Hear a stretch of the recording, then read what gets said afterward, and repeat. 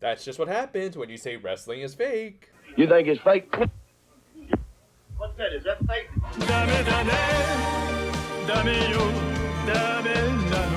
Cold opener for this one introduced us to our obvious spotlight character, who I'm pretty sure we've never seen in this show before, but he got added in thanks to the convenience of the class changes from the beginning of the season. Honestly, I'm just surprised it took them this long to take advantage of that plot point. Anyway, this kid named Takashi Hasebe got along well with his mother during the day, but...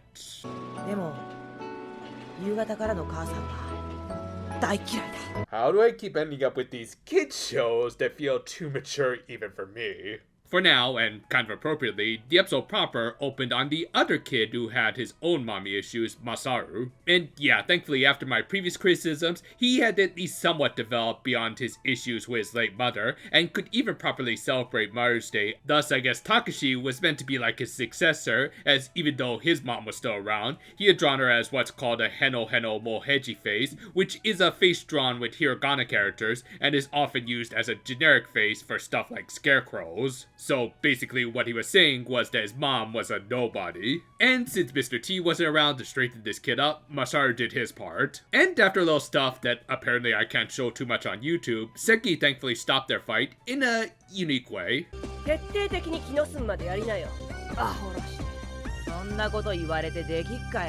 I mean, to be fair, there are some guys who are into that.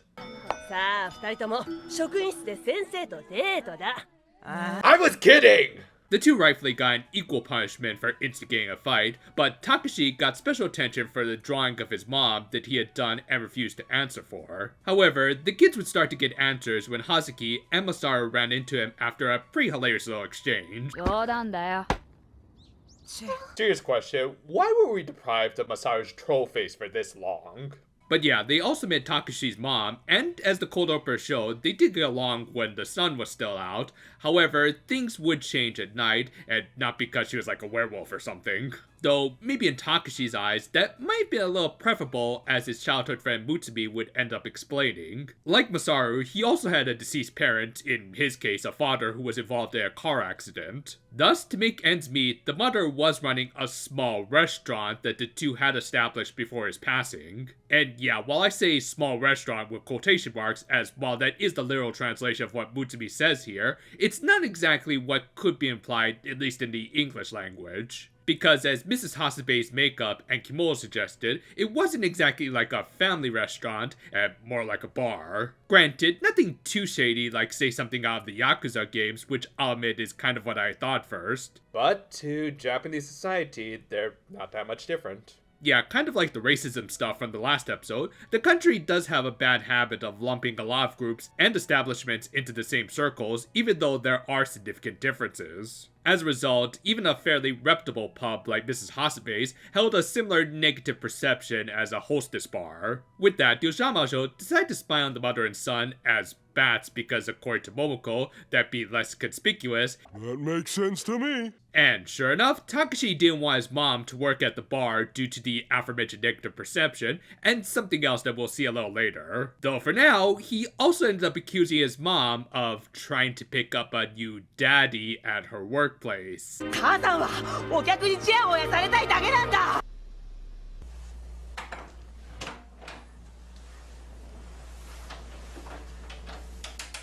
I feel like I should have been using that clip a lot more these past few weeks.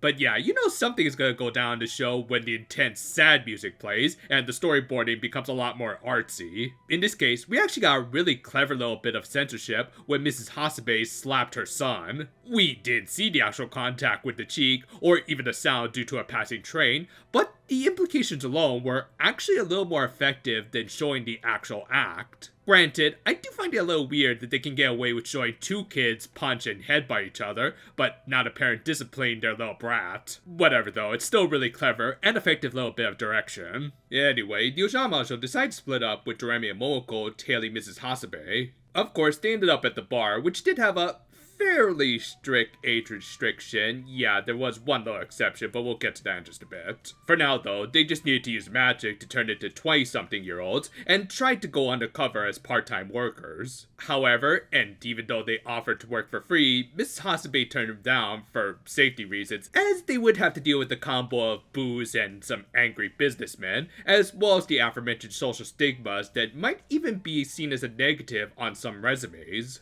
Again, Japan's very conservative beliefs can be quite suffocating. Thus, they decide to regroup and try to figure out a way to let Takashi see things more from his mom's point of view.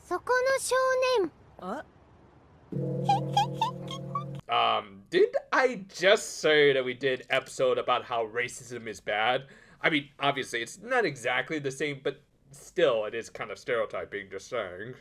Anyway, this fortune teller with mismatched facial hair suggested he seek guidance from a turtle in trouble, which wouldn't be of the ninja variety, but rather in reference to the story of Urashima Taro, who saved the turtle and got turned into an old geezer for his troubles. Okay, there was a little more to it, but still, why would anyone want to save a turtle after hearing that sort of story?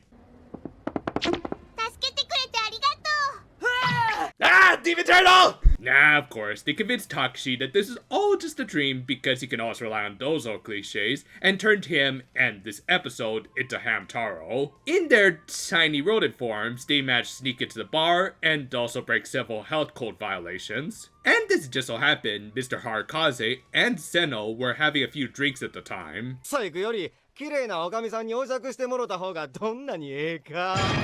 Oh, don't worry, Aiko. He's not talking about you. He's talking about Tofiachu.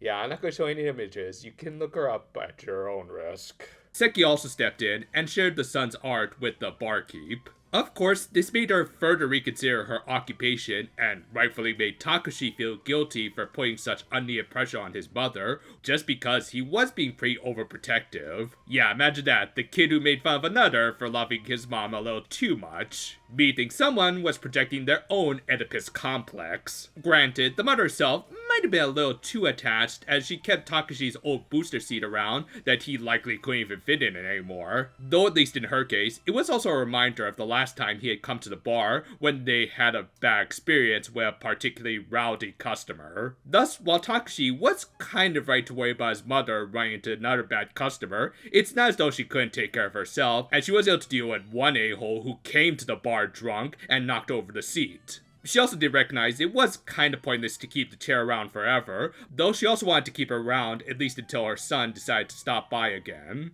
With that, the next day the Ojamajo were selling cakes for Mother's Day, but since he hadn't reserved one, they didn't have one ready, but they were willing to provide him with the ingredients. And Takashi didn't even have to do it alone, as Masaru was there too.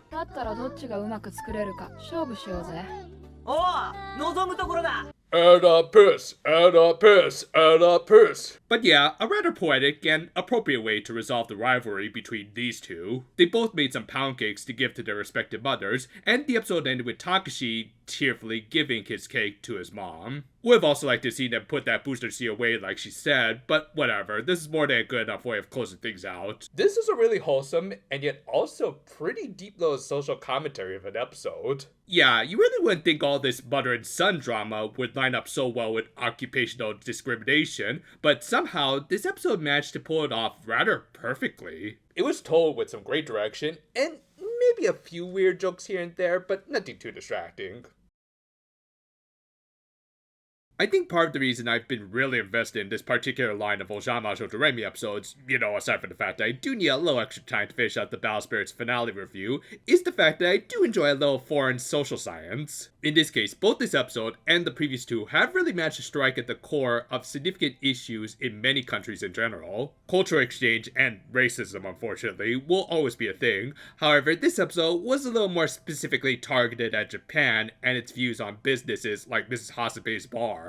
All things considered, she was running a very reputable business, but because of some blanket views and maybe even some elitist attitudes, little bars like hers were looked down upon. And not to be overly political, but yeah, it is also kind of messed up that much of this lady's problems was coming from drunk businessmen. They were the ones who mostly created negative perceptions of little corner bars like hers, and yet the single mother had to suffer the consequences. It is a pretty messed up system, hence why Takashi was kind of right to worry about his mom, even if he took it a little too far when the subject of his late father came up. As a result though, it did lead to some great mother-son drama that was the main focus of this episode, rather than all of the social commentary, as it should be, though you can easily read into it and overanalyze it like me. Whatever the case, it is good stuff where even if you're not too much into the drama, you can still appreciate some good underlying themes like me, making for overall another great emotional episode for the season. I guess if I need to complain about anything, I guess the comedy in this one didn't exactly hit. I mean, it wasn't bad, just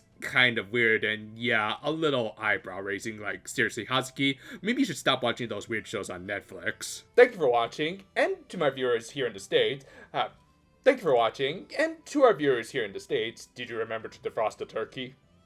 Yep, this week is Thanksgiving, which also means the next Precure trademark will be filed soon, which maybe I'll make a little community post about while I'm eating some stuffing. I guess look forward to that, and whatever may come next. Until then though, farewell for now my friends, and yeah, I think I need to replenish my own bar.